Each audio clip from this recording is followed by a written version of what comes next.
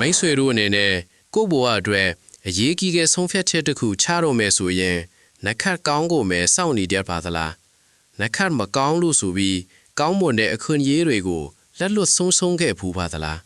ဒီနေ့မှာတော့အာဇီဝကယသိတစ်ပါးရဲ့အမျက်ဒေါသကြောင့်မင်္ဂလာပွဲတွေပြည့်ထည့်ရပုံနဲ့အခွင့်အရေးကိုဆုံးခဲ့ရတဲ့အကြောင်းကိုပြောပြပေးသွားမှာပဲဖြစ်ပါတယ်မြတ်စွာဘုရားရှင်ဇေတဝန်ကျောင်းမှာတရင်သုံးနေတော်မူစဉ်ကဖြစ်ရတစ်ခုဖြစ်ပါတယ်တာဝတိပီကတတိုးသမီးမိဘတွေစီကိုဇနပုကတတိုးသားမိဘတွေရောက်လာပြီးသူတို့သားနဲ့သမီးကိုလက်ထပ်ဖို့နေ့ရက်ကိုချင်းဆိုတတ်မှတ်ပြီးပြန်သွားခဲ့ကြပါတယ်ချင်းဆိုထားတဲ့နေ့ရောက်တော့တတိုးသားမိဘတွေကသူတို့ဆရာအာဇီဝံကကိုဒီနေ့မင်္ဂလာပြုရင်ကောင်းနှက်ခတ်ကြပါမလားလို့မေးခဲ့ကြပါတယ်ဒီခါမှာအာဇီဝကယသိကသူ့ကိုဥစွာမပြောဘဲနေ့ရက်ချင်းဆိုခဲ့တဲ့အတွက်ဒေါသထွက်ပြီးမင်္ဂလာပွဲကိုဖျက်ဆီးဖို့ကြံစည်ခဲ့ပါတယ်သူကဒီနေ့လက်ခတ်မကောင်းဘူးဗိမင်္ဂလာပွဲမှာမလုပ်တင်ဘူးလုပ်ရင်ဖျက်ဆီးလိမ့်မယ်လို့ဟောခဲ့ပါလေသူတို့သားမိဘတွေလည်းဆရာစကားကိုယုံကြည်ပြီးနှက်ဖြန်မှသွားမယ်ဆိုပြီးဆိုင်းငံ့နေခဲ့ပါတယ်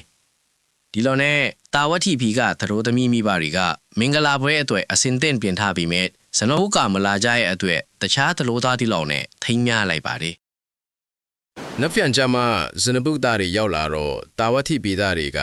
ကိုယ်တိုင်နေ့ရက်ချင်းပြီးမလာတာကြောင့်အရှက်မဲ့တယ်ရုံမာတယ်လို့ပြောပြီးပြန်လွတ်လိုက်ပါတယ်ဇနပုသားတွေလည်းသူတို့သမီးကိုမရတဲ့အတွက်မကြေမနက်နဲ့ပြန်ခဲ့ရပါတယ်ဒီလိုအဖြစ်ပြန်မျိုးကိုမြတ်စွာဘုရားရှင်ကရှေးအသိတုန်းကလည်းအာဇီဝကယသိတပါးကပဲဒီလိုအမျက်ဒေါသထွက်ပြီးမင်္ဂလာပွဲကိုဖျက်ဆီးခဲ့ဖူးတယ်လို့မိန့်ကြားပြီးအတိတ်ဇတ်တော်ကိုဟောကြားခဲ့ပါတယ်